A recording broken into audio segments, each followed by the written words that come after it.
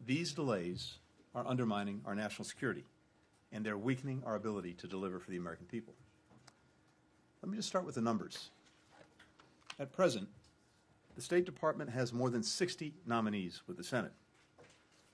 38 have completed all the other steps and are on the Senate floor, awaiting confirmation. Of those 38, 35 are career Foreign Service officers. Now, that number is going to keep going up as more sitting ambassadors complete their tours, more nominees come forward. By the end of the summer, we expect Egypt, Israel, Jordan, and Lebanon will all be without confirmed U.S. ambassadors. 8 nominees are awaiting confirmation for posts in African countries. And it's not just the Middle East and Africa where we've got this problem. Ambassadorships are open in Asia, in Europe, in Latin America, as nominees await confirmation. So are key issue-focused positions, like, for example, our counterterrorism coordinator. During the current Congress, only 5 nominees have been confirmed.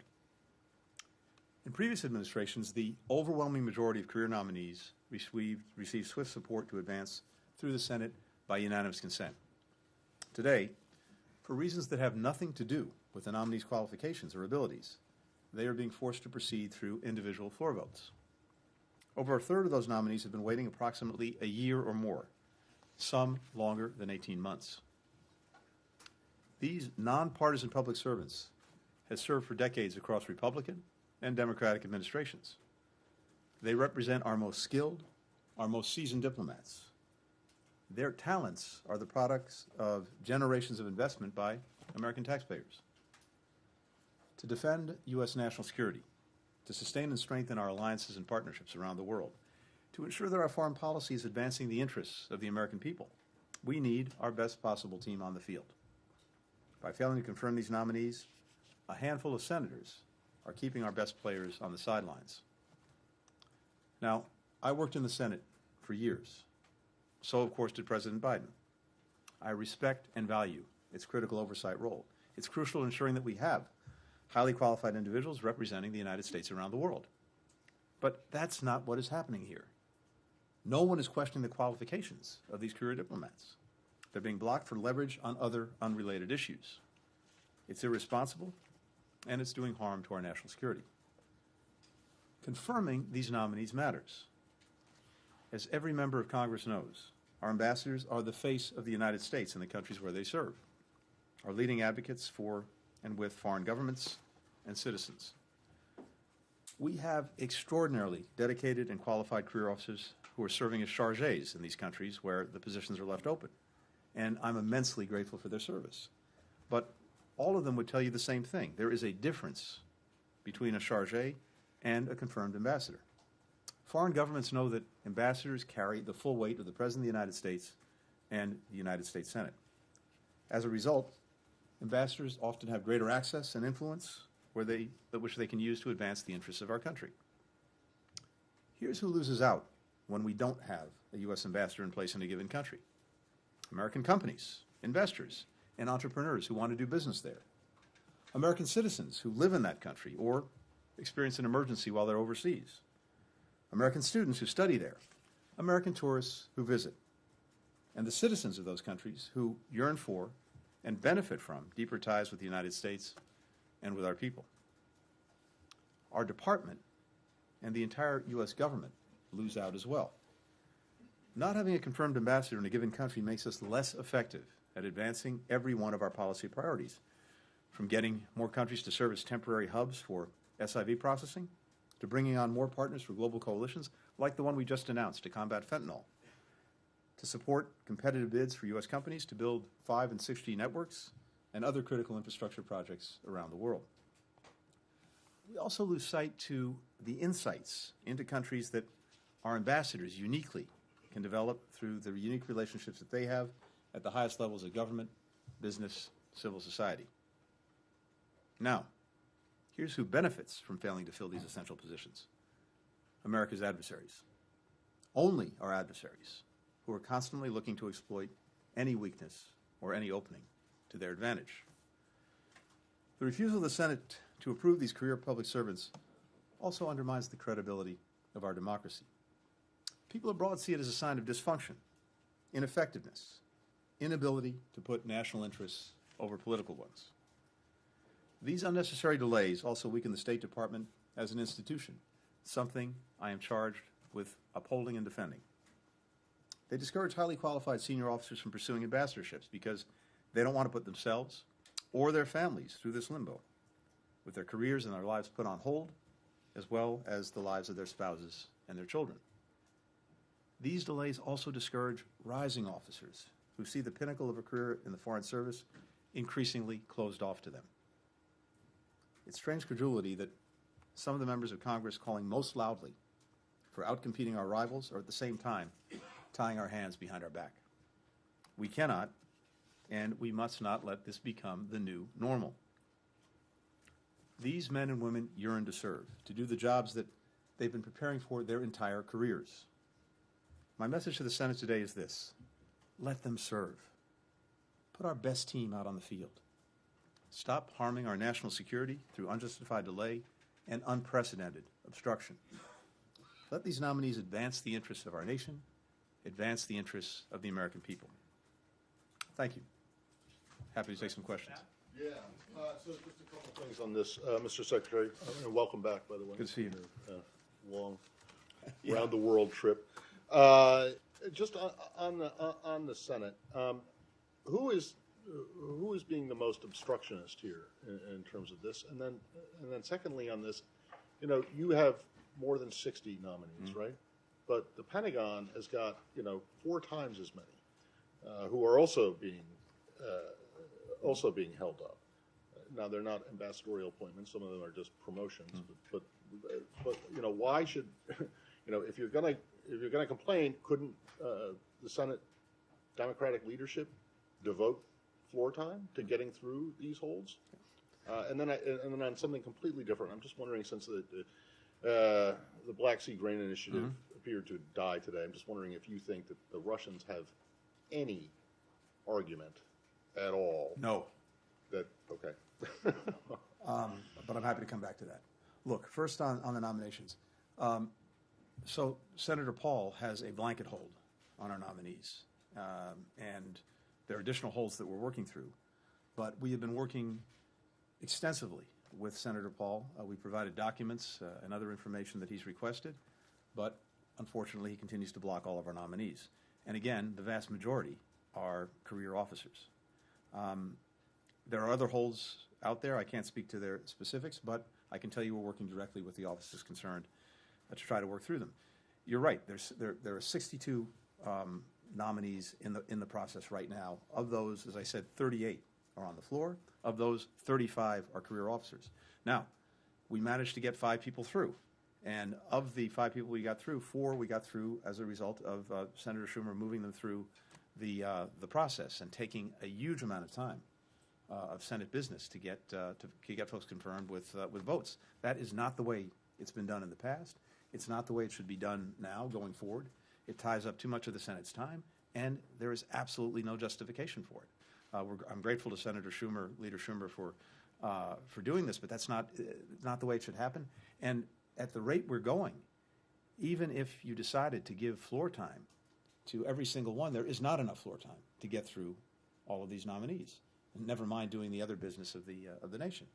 And of course, we're in very close contact with our colleagues in DOD, working through this. And certainly, there's been a lot of focus on their nominees or promotion lists, and that too is absolutely detrimental to our national security. Sorry, just one other thing. You mentioned that Israel, Egypt, Jordan, and Lebanon won't have by the end of this summer. That's right. It's the rotation. But I wasn't aware that has the White House nominated a replacement for Ambassador Nimitz? I'll come back to you with all of the folks that we've nominated or about to be nominated, depending on. So on the Black Sea Grain Initiative, look, first, it's really important to put this in perspective.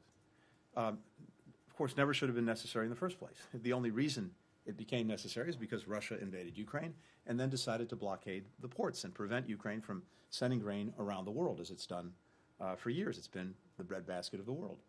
So as a result of that, Turkey, the United Nations, as you know, the Secretary General, negotiated this arrangement, the Black Sea Grain Initiative, to at least allow the grain and other food products to get out of Ukraine and onto world markets.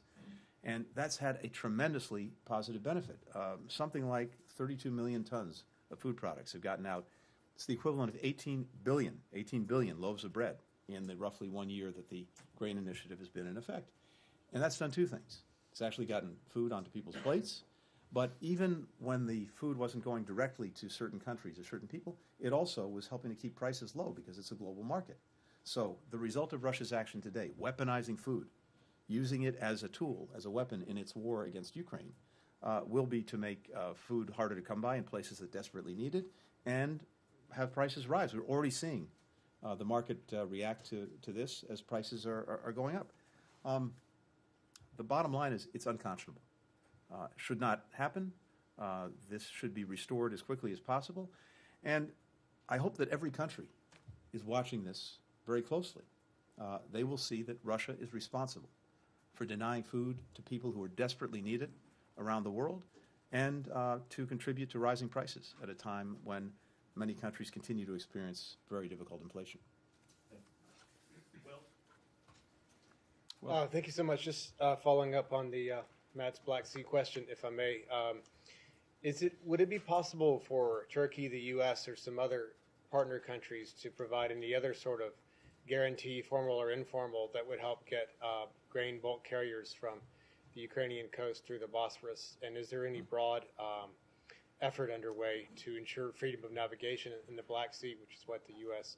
insists upon, and many of the other seas around the world? And linked to that is the Kerch Bridge question. There was a bombing of the Kerch Bridge. Mm-hmm. I'm just wondering if Russia says naval drones were responsible. Were those from Ukraine, and does the U.S. support that? So we'll back on the Black Sea Grain Initiative first. Look, the Ukrainians and others will look at whether there are any other options. But the challenge is this.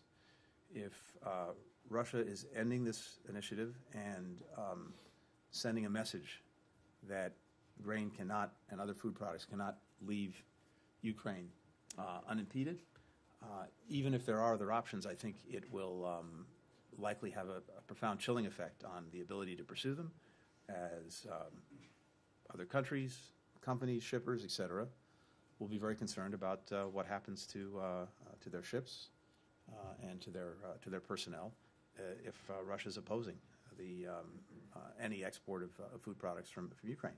The whole point of this was to have a voluntary agreement that involved all of the relevant parties, that was endorsed by the United Nations, to make sure that there was safety, security, predictability in moving food out of Ukraine into places that were desperately in need of it. So in the absence of that, I think, yes, we'll look at to see what else can be done to find other ways to get Ukrainian food products on the world market, including, again, moving, as Ukraine's already been doing, moving things out through rail and by road. But in terms of the volumes necessary, it's really hard to replace what's now being lost as a result of Russia weaponizing food. On the Kerch Bridge, this is a situation that we're monitoring, and I don't really have anything in particular to offer on that. Just I can say as a general proposition. Of course, Ukraine has to decide how it conducts this war in defense of its territory, its people, its freedom. And finally, the back of the room, Michelle. Yeah, thanks. I have just a question on China, because China's already raising concerns about a future stop by the Taiwanese vice president. I wonder if you're worried at all that that's going to undermine the progress that you feel you've made, putting a floor under that relationship. And real quickly on passports, because that's a common concern that you're hearing from members of Congress and Americans. What's it going to take to speed up the process? Second part first.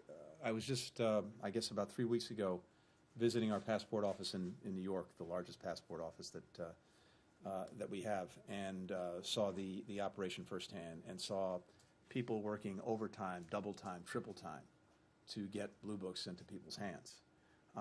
The demand for passports is greater than it's ever been. As you know, we basically had to build back up from zero because when COVID hit, the bottom dropped out of the entire program to issue passports here in the United States or to issue visas to those seeking to visit the United States. And so we have been working very hard to build that back up, to bring people in, to train them, to make sure that we were dedicating the resources to it.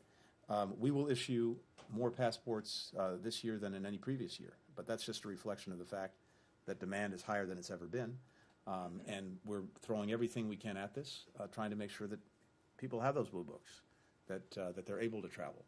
And it's something that comes up repeatedly with members of Congress, with folks that I come across. So what I can tell you is, and we can get you the actual numbers, but there's unprecedented demand, there's an unprecedented effort, and we're trying to do our best in getting people their passports. On the potential transit of Vice President Lai, Taiwan, we expect that he will transit the United States on both the incoming and outgoing legs of a trip that he plans to take to Paraguay for the inauguration in Paraguay. This is very routine, given the distances traveled, to have a transit point, and it is fully consistent and common practice. If you go back, 10 vice presidents from Taiwan have transited over the past couple of decades. This will be the 11th, and actually the second for Vice President Lai. There is no reason for the PRC to use this transit as a pretext for provocative action. We are committed to preserving peace and stability on the Taiwan Strait. It's critical to regional and, for that matter, global security, as well as prosperity. And as I've been able to share repeatedly with now with our Chinese counterparts, including just last week when I met with Wang Yi, the senior foreign policy official, we have no desire to change the status quo on the Taiwan Straits. Our policy hasn't changed. We fully expect that neither side will unilaterally change the status quo. We fully expect that everyone involved will resolve any differences peacefully.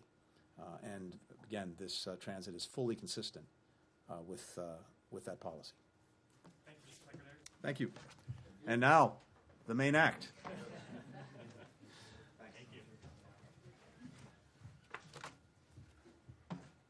I don't know about the main act. I will do my best. Matt, you want to start? Anything further, or am I free to go? Well, I'm just curious because, when the Secretary said by the end of the summer you won't have confirmed ambassadors in Egypt, Israel, Jordan, or Lebanon, but I don't think, unless I'm wrong, and please correct me if I'm wrong, that there has been anyone even nominated to replace Tom Knight. The point he was making is that we have no. I mean, you can't complain. If we had a nominee today, that nominee would still face the same blanket hold after that nominee went through the Senate, the regular process, still same the blanket hold. Has the White House nominated anyone? We have not yet nominated, but if you look at the number of let me finish. If you look at the situation as it exists currently, all the nominees that start today are still backlogged based on what's happening in the floor. There is a huge backlog. Okay, yeah. I'm not debating that point. I'm just wondering if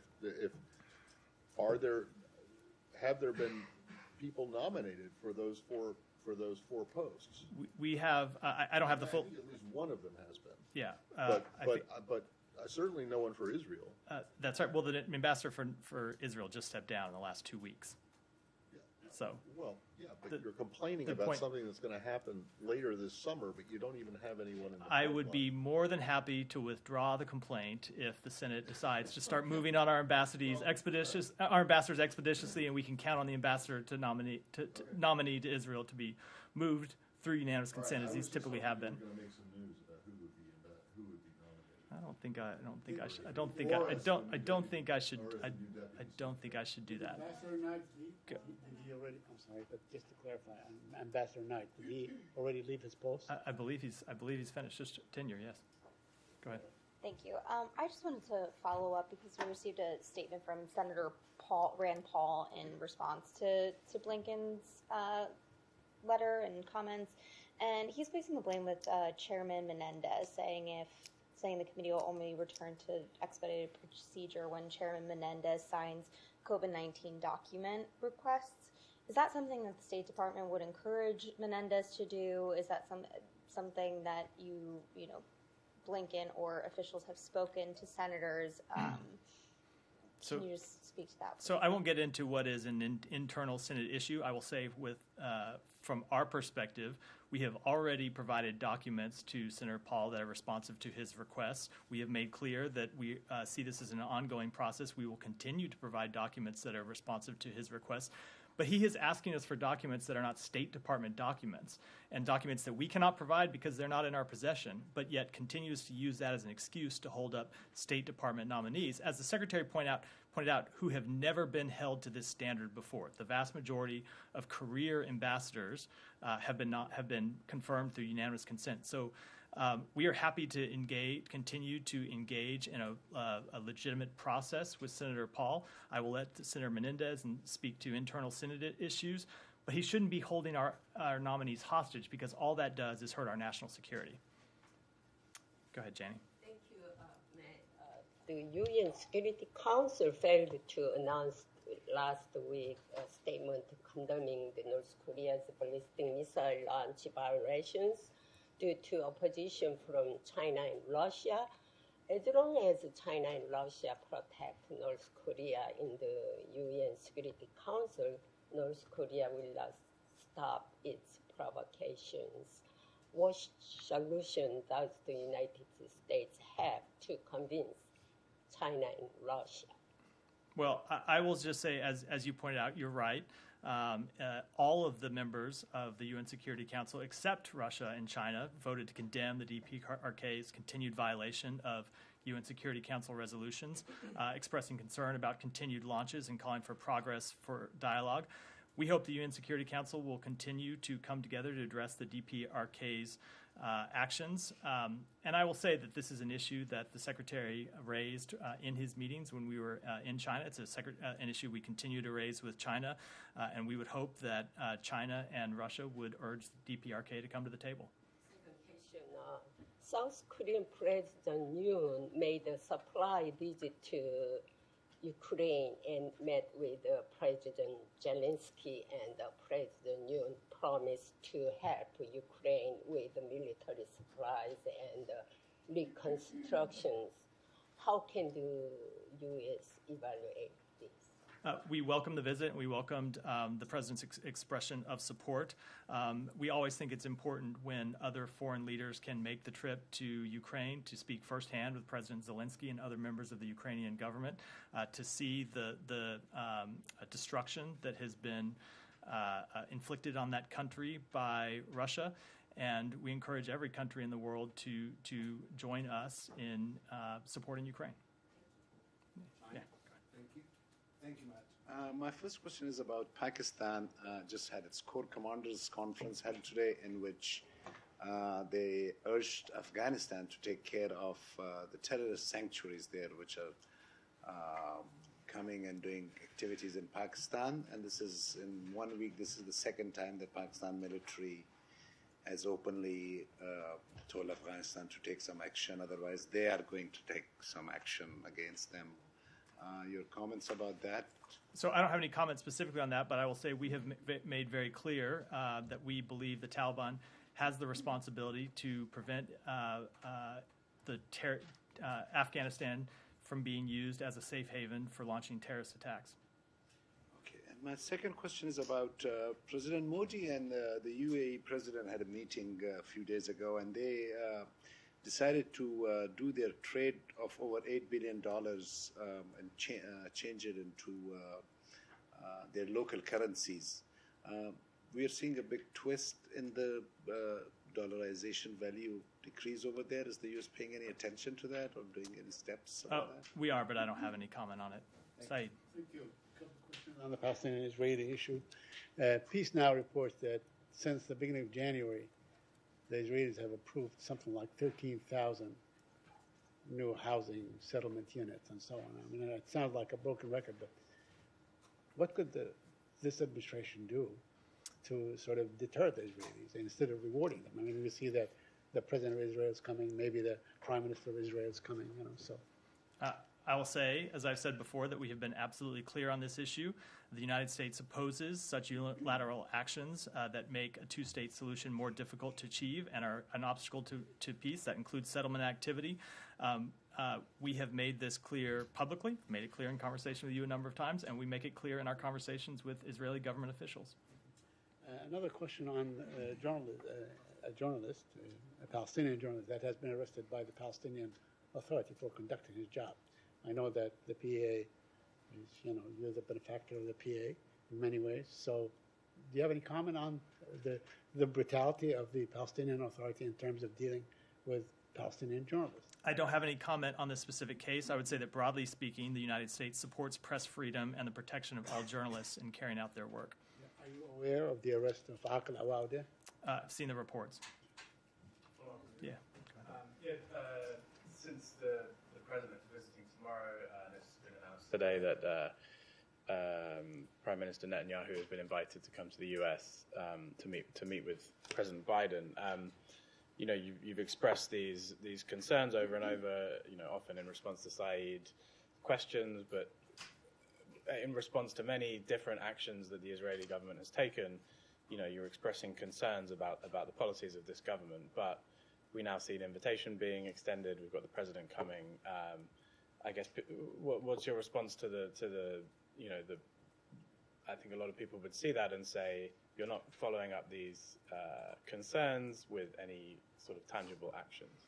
I would say I think that the characterization oversimplifies our relationship with this government, as is true for a number of our allies. There are things with which we agree with Israel and things with which we disagree. We make clear in all of our engagements with Israel that our commitment to their security is ironclad. At the same time, we raise concerns that we have with them. We also have priorities that we're working on with respect to the government of Israel. As you know, Secretary Blinken traveled to Saudi Arabia recently, where he pressed for normalization with Saudi Arabia. We've launched an extensive effort to deepen and broaden normalization with other countries in the region. So yes, we do have concerns with certain actions the government of Israel takes, but we have other issues in which we have shared priorities and we work together. So our relationship with them is one where we have some things we agree on and work together, and other places where we have concerns and we press them privately and publicly. One of those issues that you are in touch with them on is that Israelis getting access to the visa waiver program. There's been some reporting out of Israel. Israeli officials seem to be sort of suggesting that they're going to be able to move forward on that there might be a pilot program to see whether Palestinian Americans can travel in the same way as other Americans in Israel. Is there any update you can give us on Israel's chances of getting into that program soon? I am not going to comment on those reports or prognosticate on their chances, other than to say that we continue to be in discussions with Israel about this matter. We continue to work with them toward fulfilling the visa waiver program requirements, including extending reciprocal privileges to all U.S. citizens and nationals, including Palestinian Americans, to travel to and through Israel. It's an important issue. It's one we've been engaged with them on for some time, but I don't have an update on the status. Yeah, go ahead. Thank you. Last week, Iraq has signed a deal with Tehran that exchanged gas for oil, and this has likely violated your sanctions on Iran. Any reactions to that? I don't. We continue to monitor that issue. Okay, and one last question. This week, the Iraqi Prime Minister visited Syria and met with Bashar Assad, and also they discussed about different issues in the region. As the Syrian Bashar Assad coming back to the regional arena, do you have a clear policy towards the Kurdish issue in Syria? How do you want to resolve the Kurdish issue in Syria at this stage? Let me take that one back. Go ahead. Thank you. Turkish President Recep Tayyip Erdogan signaled that we might have to wait till October to seeing the Turkish parliament ratifying Sweden's accession to NATO. Based on your recent conversations that you have with the Turkish government, are you optimistic that this might move forward faster and get it done earlier, before October? I won't speak to timelines. I will say that we are optimistic that Sweden's accession into NATO will be approved. We appreciate Prime Minister Erdogan's work on this matter. President, excuse me. I knew as it came out of my mouth that it was wrong. We appreciate President Erdogan's work on this matter, but I don't have any timeline other than to say that we hope it's approved as soon as possible. Go ahead, Gita. Thanks. Do you have any updates on the workup the Office of the Special Envoy for Iran in gaining the release of the dual national Americans imprisoned in Iran? I do not. It's an issue on which that office continues to be engaged. We are working to return. We're working to secure the return of those American citizens, but I don't have any update. Has the needle moved at all since last? I just don't have any update other than to say it continues to be an important priority for us. Okay. Again, in Iran now, the police or the government has started a new crackdown for hijab. Since the anniversary of Mahsa Amini's death is approaching. Any comments on that? I will say that we are concerned by the reports that Iran's so-called morality police are cracking down to enforce mandatory hijab. It seems the regime has learned nothing from the recent protests, and we believe that women and girls everywhere should be allowed to wear what they want. Thank you.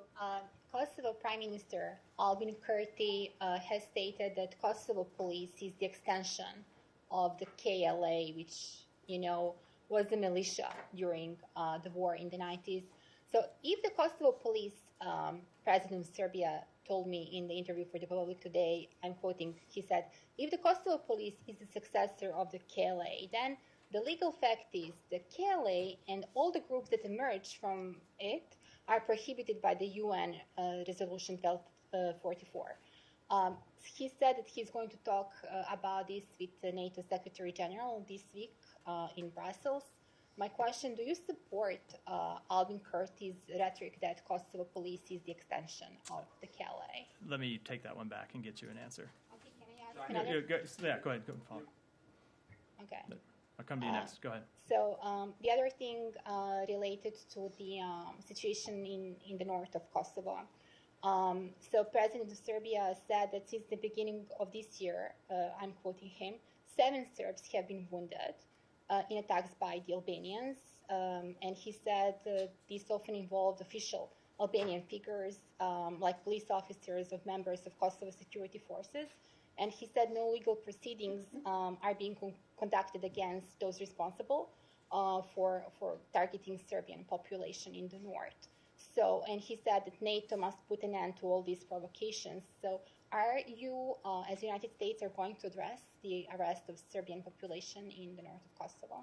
I will say, I will reiterate what we said before, which is that we urge both sides to take steps to de-escalate and return to the EU-facilitated dialogue.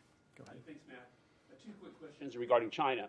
What is President Biden's response to holding China accountable for their organ harvesting, forced sterilization, labor, and abortion of Muslim Uyghurs in Chinese internment camps, as well as Christian persecution, not only in China, but internationally, and then follow up on? I will say we have been very clear that we oppose the treatment of Uyghurs in China and have taken steps already, a number of steps to hold China accountable for those actions.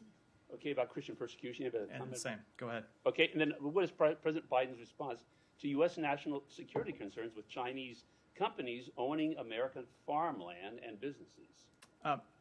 Let me take that one back. Yeah, go ahead. Has China provided an explanation for Foreign Minister Qin Gong's absence? They've said that he is dealing with health issues. Secretary Blinken met at the end of last week with Wang Yi, another one of his counterparts, and expressed his best wishes to see him soon. And then on a different topic, did the precedent set by the department in the Afghan dissent cable, giving that to the House Foreign Affairs Committee, set or change the way or allow Senator Rand Paul to make demands that he's making? I certainly don't believe so. We saw that as an extraordinary accommodation that we made to the Congress in a very special circumstance. As you know, we allowed members of Congress to come here and read that cable behind closed doors. We see that as a very different issue than the demands that Senator Paul is making. And again, I would just reiterate,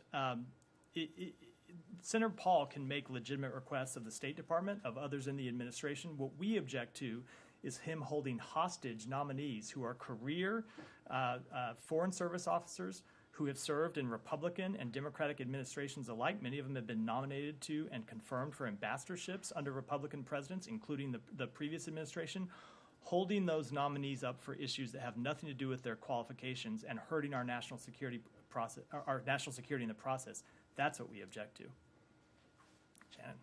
About the Ukrainian counteroffensive, a defense official said today that since the latest counteroffensive began, they've been able to retake about 81 square miles of territory. That's a little larger than the size of D.C. Now compare that to the 4,600 square miles that Ukraine was able to take during the first counteroffensive. Does the U.S. and its allies see that as a significant step forward for Ukraine, or does the strategy here need to be revised? I will say, as I've said consistently since the beginning of this counteroffensive, that from this podium, I'm not going to pass judgment on the progress or provide kind of minute-by-minute updates on what is ultimately a military matter that doesn't even involve our own military. I will say from our perspective, obviously the Russians have had time to dig in, to fortify, to put landmines all over the Ukrainian countryside. And so I know that the Ukrainians expected that this would be a difficult process. We expected that it would be a difficult process. I think the important thing is that the Ukrainians have everything they need to conduct this counteroffensive. They have yet to commit all of the military units that they have available to them, including some units that were trained by NATO forces over the past year. So I would say it is still early days in the counteroffensive, but as to any battlefield assessments, I will leave that to the Ukrainians. Yeah, go ahead. So a couple of hours ago, House Foreign Affairs Chairman Michael McCall said he hopes that U.S. could put some leverage on countries like Turkey that are depending on F-16s to use their leverage on Putin for the grain deal. Is there any link between F-16 sales to Turkey and the grain deal? And are you in touch with Congress or Ankara today about Russia's decision about the grain deal? There is no link, and I will say that Turkey has been at the forefront of encouraging Russia to first enter into and then extend the Black Sea Grain Initiative. So Turkey has been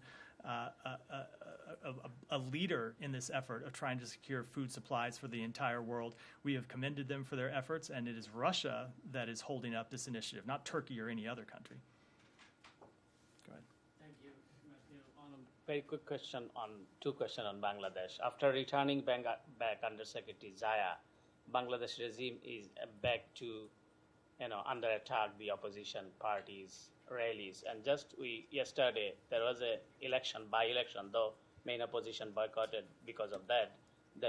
The even independent candidate under attack came under attack. He's in hospital now, so and less than 10% vote casted. And so, how could you believe that Prime Minister Hasina will ensure free, fair election, as 2014 and 2018 election was not free, fair, and still the by-election is not free and fair, and candidates under attack. So what is your position on that? Are you following this? I would say that this type of political violence has no place in democratic elections. We encourage the government of Bangladesh to investigate any reports of violence thoroughly, transparently, and impartially, and to hold the perpetrators of violence to account. And I would say that, as we have said before, that we would expect the government of Bangladesh to hold free and fair elections, and we continue to monitor it closely. Just Wednesday night in New York, one of the opposition activists protest in front of the ruling visiting Awami League Party MP, and just after a few hours, his family got under attack in back home in Bangladesh. His brother and his mother and the family members, and the government ruling party voted in live Facebook that they are attacking who is raising boys outside the country. They are attacking their home. So it was under live. So if someone is talking from U.S. or protesting or arguing with the government party, and they are not safe in their home country. So what is your views on that? I would just say again that type of violence that you mentioned has no place in democratic elections. Let me go. I wondered if you could say anything about the meeting the Secretary had today with the CEOs of Intel, Qualcomm, and NVIDIA, and how much this department sort of looks to the private sector to, in terms of feedback on policy towards China, particularly restrictions on semiconductors. Yeah, I would say the Secretary looked at that meeting as an opportunity to do two things. Number one, to share his perspective on the industry and on supply chain issues, especially after his recent visit to China. And number two, to hear directly from those companies about how they see supply chain issues, about how they see doing business in China. We've seen China recently announce restrictions on the export of materials that are used to construct chips, and so he saw it as a productive meeting to exchange views on those two issues. And just moving on to a slightly different issue, Thailand, last week the Parliament was unable to, or didn't approve Pita, the head of the Move Forward Party, to become the Prime Minister. I wondered, I know the US has kind of spoken a little bit to the current sort of post-election environment in Thailand, but are you concerned that the party, Move Forward, is the party that won the most seats in the elections in May, that a government, could end up being formed without them being represented? Let me say a few things. First, that the United States doesn't have a preferred outcome in the Thai election. We don't support any particular party or politician. What we do support is multi-party democracy and a post-election process that reflects the will of the Thai people and supports a democratic and prosperous future for Thailand. We are very closely watching the post-election developments. That includes the recent developments in the legal system, which are of concern. We believe this moment is an opportunity for Thailand to demonstrate its commitment to democracy. And, you mentioned the developments in the legal system that are of concern. I wonder if you could say a little bit more clearly if Mr. Pita is disqualified from taking office, or if the party is dissolved. Does that represent a red line for the U.S.? I don't want to speculate about how we might react to events that have not yet occurred. I will say that we are watching it closely, and the recent developments are of concern to us. Michelle, why don't you go ahead and close this out? The U.S. has attended a meeting in Qatar on Lebanon today, and the meeting included Saudi Arabia, Egypt, France, and Qatar. Do you have any readout for the meeting?